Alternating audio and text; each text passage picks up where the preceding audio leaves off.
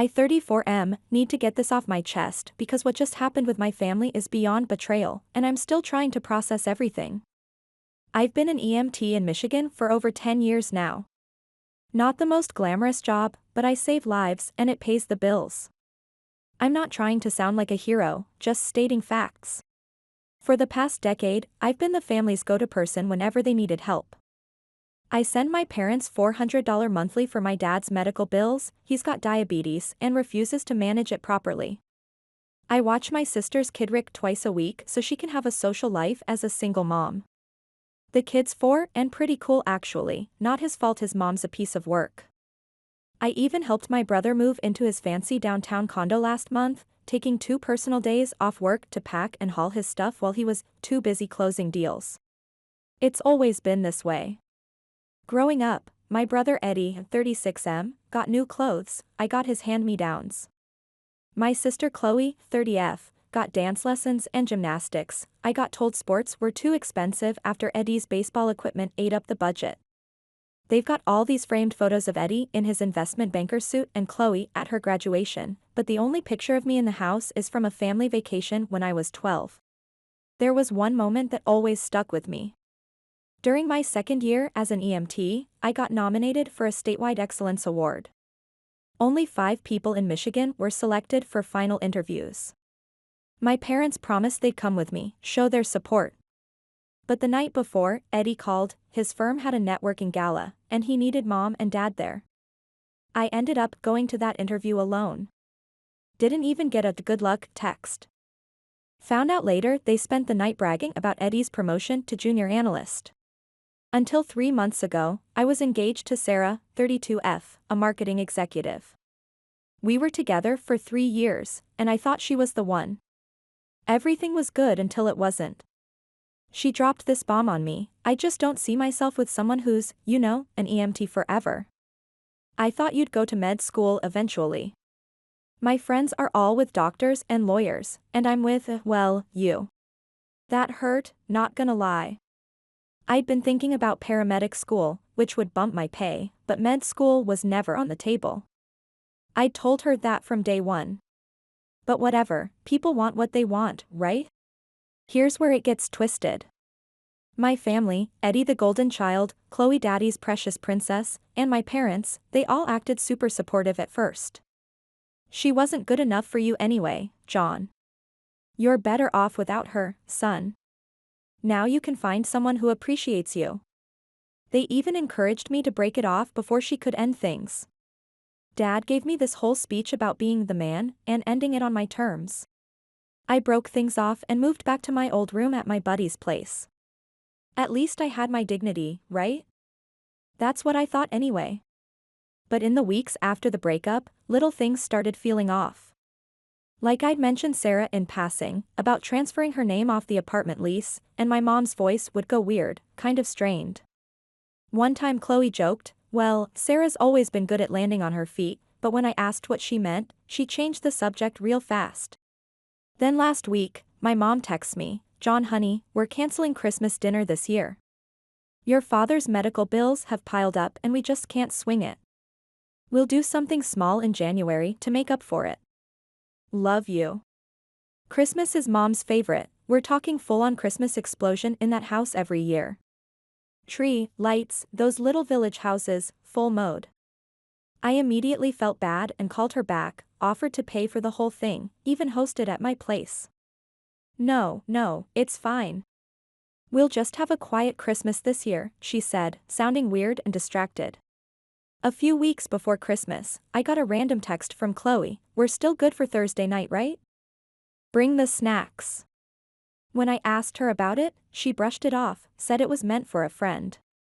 Weird, but I didn't think much of it. Later though, I kept wondering, Thursday night for what? And why ask me to bring snacks when we weren't planning any get-togethers? On Christmas Eve, I decided to swing by anyway with some gifts and maybe takeout. I figured at minimum I could drop off presents and maybe bring them some Chinese food. My parents live in this modest house in the suburbs that I've been helping them keep up since Dad got sick, mowing their lawn in summer, shoveling snow in winter, fixing their leaky roof last year, that kind of stuff. As I pulled onto their street, I noticed something weird. Cars lined up all along the curb, and not just any cars. Eddie's Tesla that he's underwater on payments for but won't admit it. Chloe's Range Rover that her ex bought her. My aunt and uncle's Audi. What the actual hell? I parked and walked up to the house slowly, this feeling of dread building in my stomach like when you know you're about to see something you can't unsee. Through the big front window, I could see the dining room table set up with the fancy china they only use for holidays. Christmas tree fully decked out, people mingling with glasses in their hands. But that wasn't what made me stop cold. Standing in my family's living room, laughing and touching my brother's arm, was Sarah.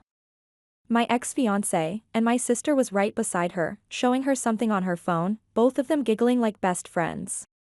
For a second, I thought I was hallucinating, like maybe I was having some kind of stress-induced breakdown. But nope, it was real. My ex, who dumped me for not being successful enough, was at my family's Christmas dinner that was supposedly cancelled due to money problems. I must have stood there for a solid minute trying to process this betrayal before I finally rang the doorbell. My mom answered, and her face went from festive cheer to oh shit in half a second. John. What are you doing here? I thought Christmas was cancelled, I said, my voice coming out all weird and tight. Money problems, right? Over her shoulder, the party went quiet. I could see my dad looking uncomfortable, Chloe and Sarah whispering, and Eddie, that smug asshole, actually smirked at me, not even trying to hide it. Oh, my mom fumbled, we managed to pull something small together last minute. Just family and a few friends. Friends? I looked directly at Sarah, who had the decency to look embarrassed. That's what we're calling her now? I could see my mom trying to think of how to spin this. She's always been good at rewriting reality to make the family look good. Like the time she told everyone Eddie got a scholarship to his private high school when really my grandparents paid for it. Or how she tells people I just haven't found my path yet, instead of acknowledging I've been an EMT for a decade and actually love my job. John, honey, why don't you join us? There's plenty of food, she said, trying to smooth things over like this was just some minor misunderstanding and not a complete betrayal. I looked past her at the table full of people who supposedly couldn't afford Christmas dinner this year. The table I wasn't invited to. I could hear everyone talking in hushed voices, my aunt asking my uncle what was going on, my cousin already texting someone about the drama, Chloe moving closer to Sarah like she was protecting her from me or something. And Eddie just standing there with that stupid smirk like he'd won some kind of prize. I've never felt so blindsided in my life. Like, I knew my family didn't value me the same way they did Eddie or Chloe, but this was next level. They literally excluded me from Christmas dinner so they could set up my ex with my brother. Who does that? John, come in, it's freezing out, my mom said, like the temperature was the biggest problem here. I noticed she was wearing the earrings I got her for her birthday, the ones I spent 2 months saving for. And my dad was wearing the watch I fixed for him after he broke it last year, spent hours watching YouTube videos to figure out how to repair it myself because I knew he loved that watch. All these little reminders of how much I'd done for them, while they were plotting this whole time to stab me in the back. Part of me wanted to just turn around and leave, walk away with whatever dignity I had left. But another part, the part that was tired of being walked all over, pushed forward. I needed answers. I needed them to admit what they'd done. Actually, I think I will come in, I said, watching my mom's fake smile falter as she realized this wasn't going to go the way she hoped. The smell of turkey and pie hit me as I walked in, all the traditional food mom makes every year. Food she supposedly couldn't afford to make this year. I could feel everyone's eyes on me as I walked into the dining room. Some looked guilty, some looked annoyed, but nobody looked surprised. They all knew. Every single one of them knew I'd been excluded deliberately. That's when I realized this probably wasn't the first time. How many other family gatherings had there been that I wasn't told about? How many times had they all gotten together without me, telling themselves it was okay, because John wouldn't mind or John's too busy? The thought made me feel sick. All these years I'd been busting my ass to be there for them, rearranging my schedule, picking up extra shifts to help them financially, and they'd been excluding me from their lives whenever it was convenient. And now they'd invited my ex, the woman who broke my heart, to Christmas dinner. Not just invited her, set her up with my brother. My own blood. The room was dead silent now. You know that awkward silence in movies when someone crashes a party? It was exactly like that, except this was my family's house that I helped pay for. Someone want to explain what the hell is going on? I demanded. My dad tried to take control of the situation. Now John, don't make a scene. Don't make a scene? Tell me what exactly? That you're hosting a Christmas dinner for everyone but me? That my ex-fiancé is apparently family now? My aunt looked uncomfortable at least. My uncle was suddenly super interested in his mashed potatoes. My cousin was recording the whole thing on her phone because of course she was. Eddie stepped forward, one arm possessively around Sarah's waist. Look bro, Sarah and I connected at the gym a few weeks ago. It just happened. You guys were over anyway. We broke up 8 months ago, Eddie. Sarah looked down at her shoes. Well, actually. And that's when it clicked. The way Eddie always asked about my relationship problems. How he suddenly started going to the same gym as Sarah around March. How my family pushed me to end things with her. How long? I asked, my voice dangerously quiet. No one answered.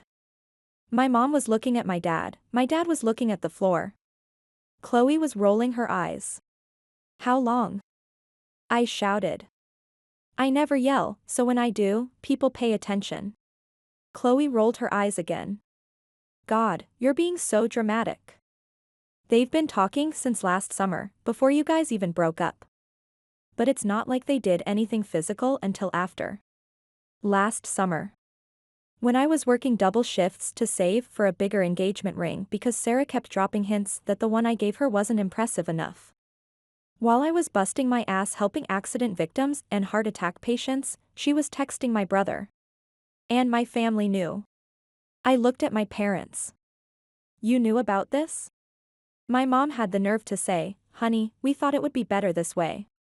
Eddie and Sarah have so much more in common, they're both ambitious, and you know how you've always struggled with, well, finding your path. I've been an EMT for over 10 years. I save lives every damn day. I've helped deliver babies, kept car crash victims alive until we reached the hospital, performed CPR on drowning kids, and brought them back. But because I don't wear a suit or make 6 figures, I'm struggling to find my path?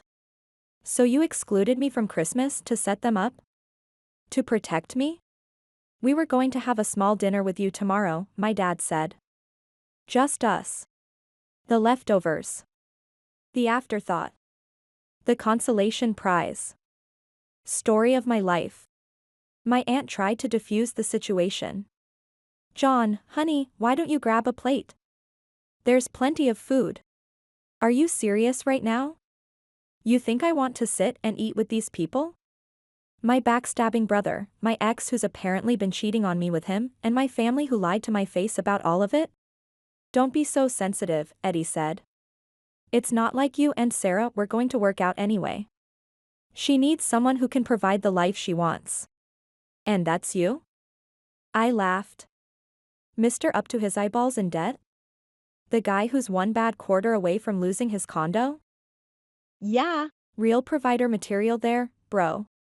Eddie's face went red. He hates when anyone mentions his financial situation isn't as solid as he pretends.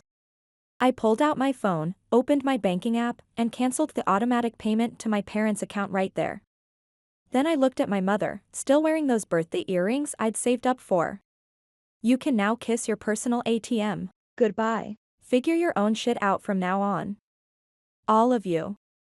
I walked out, ignoring my mom calling after me, ignoring Sarah's tearful apology attempt, ignoring all of it. Outside, I saw my dad sitting in his car, just staring straight ahead. For a second, I considered going to talk to him, but what was there to say? He might have looked uncomfortable at the end, but he'd still gone along with the whole thing until it blew up in his face. So I got in my car and drove away, leaving behind the wreckage of what I used to think was my family. When I got home, I blocked everyone's numbers except my dad's. I wasn't ready to talk to him, but I wasn't ready to cut him off completely either. This Christmas might have shown me the ugly truth about my family, but it also finally gave me the push I needed to break free. Sometimes the best gift you can give yourself is walking away from people who never valued you in the first place. Update 1. It's been a month since the Christmas disaster, and things have taken an even more twisted turn.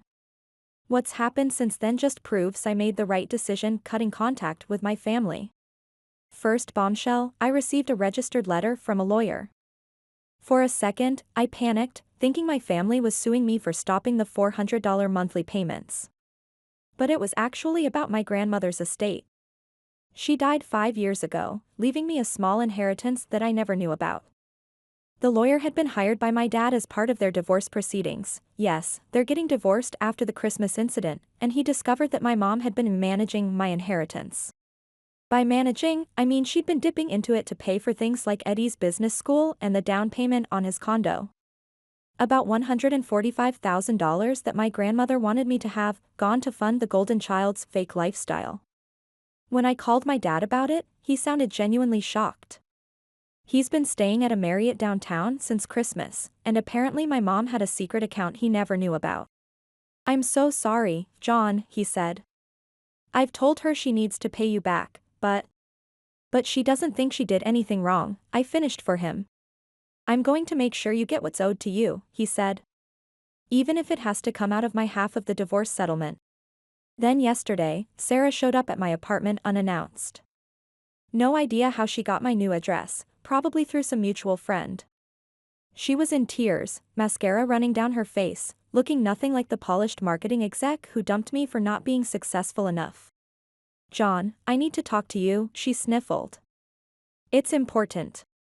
I was about to shut the door in her face when she blurted it out, "I'm pregnant and I think it might be yours." I actually laughed. "We broke up almost a year ago. Try again." "No, you don't understand," she was desperate now. "I'm about 3 months along. I was going to tell Eddie it was his, but we only slept together twice and I used protection both times. But you and I, that last night before we broke up." "Let me get this straight," I said, crossing my arms. "You cheated on me with my brother, dumped me because I wasn't successful enough, dated my brother, and now you're pregnant and want me to believe it's mine after 9 months? I know how it sounds, but I did the math and..." "Did you also do the math on how many guys you've slept with since me? Like your boss maybe?" Her face went white. "How did you?" "Eddie called me last week, drunk off his ass. Seems he found some interesting texts between you and your boss. Pretty detailed stuff from what he said, especially about that weekend in the Poconos. 3 months ago, right around when you'd have gotten pregnant, by my math." She switched tactics real quick. "John, please. Eddie broke up with me, my boss won't acknowledge the baby. I need help, child support at least. Not my circus, not my monkeys," I said. "Good luck with the paternity test." I shut the door and blocked her number. My aunt called later that night, she's the only family member I haven't blocked, to tell me the latest family drama. Mom had to downsize to an apartment because she can't afford the house without my monthly support. Eddie lost his job when his firm discovered he'd been inflating his position and credentials. Turns out he's been lying about being an investment banker, he was just an account manager who talked big. The inheritance situation is getting resolved too. Dad's lawyer found evidence that Mom had been systematically draining my grandmother's trust fund for years. They're working on getting me restitution as part of the divorce settlement. Dad's also finally taking his diabetes seriously, got himself a new doctor and everything. I'm done being the family ATM, done being the reliable one they could always count on but never respect. Maybe losing my support will finally teach them all to stand on their own feet.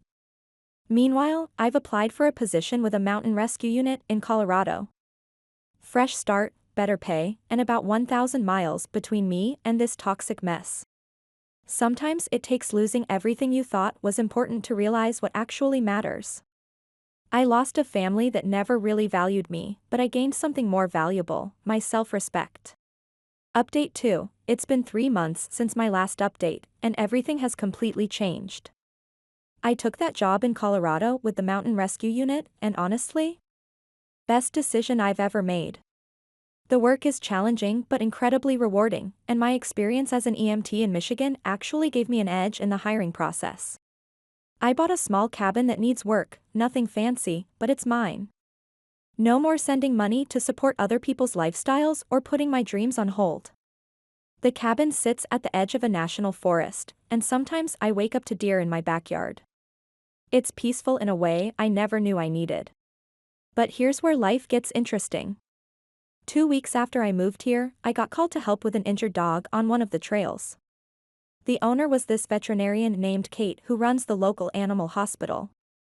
She actually helped me set up the dog's splint while we waited for transport, and we just clicked. She thinks what I do is badass, her word, not mine, and when she introduces me to people, she actually brags about me being a rescue medic.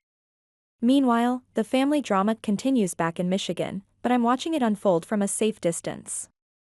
My aunt keeps me updated. Eddie had to move back in with mom because he couldn't afford his condo payments anymore. Turns out he wasn't just lying about his job title, he was also taking out massive loans to maintain his fake lifestyle. The Tesla? Repossessed. That fancy downtown address? Gone.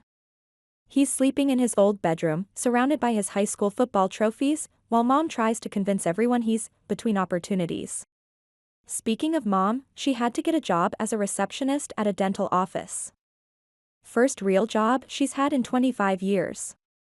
She's telling everyone I abandoned the family and cut her off financially out of spite. Dad, who's still the only one I'll occasionally talk to, says he corrects the record whenever he hears this, tells people I'm not obligated to support grown adults who've been lying to and using me. Remember that inheritance situation? Dad's lawyer found even more evidence of mom's financial misconduct. Apparently, she wasn't just using my grandmother's money for Eddie's expenses, she was also funding Chloe's lifestyle. That Range Rover Chloe claimed her ex bought her? Paid for with my inheritance. The emergency money she needed for Rick's private preschool? Same source. Chloe's having a rough time adjusting to reality now that her free childcare and financial backup are gone. She actually had to get a full-time job instead of the part-time gig she'd been working while I provided free babysitting.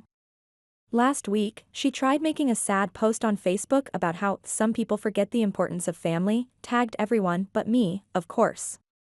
The comments weren't quite what she expected though. Seems a lot of people remembered how she treated me over the years. The most satisfying update? Sarah. Remember her pregnancy drama? Well, turns out her boss wasn't the father either. The paternity test results came back, and it's some guy she met at a marketing conference. Her career is in shambles, apparently sleeping with your married boss and then trying to pin a pregnancy on him isn't great for professional advancement. She's moved back in with her parents, who are apparently very disappointed in her choices.